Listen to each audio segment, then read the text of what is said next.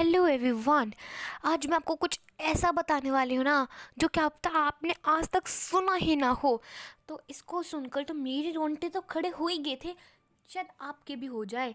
तो ये जो आप मेरे सामने जो फ़ोटो देख रहे हैं, देखो, बताओ इसका मटेरियल कौन सा होगा, कौन से मटेरियल से बना होगा।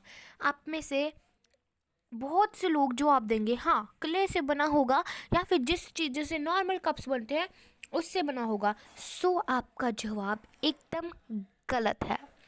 ये बना है एनिमल बोन्स, मतलब जानवरों की हड्डी से।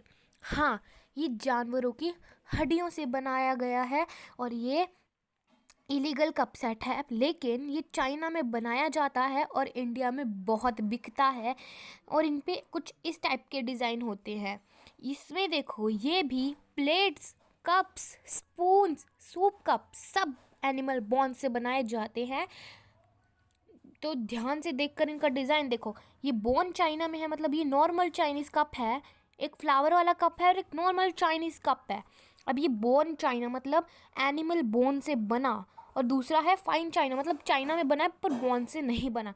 और अगर आपको ये इन्फॉर्मेशन अच्छी लगे तो इसको ज़्यादा से ज़्यादा लोगों को शेयर करेगा, ठीक है। प्लीज़ इसको शेयर कीजिएगा। बहुत लोगों को पता भी होगा पर बहुत से लोग होंगे जिनको नहीं पता होगा।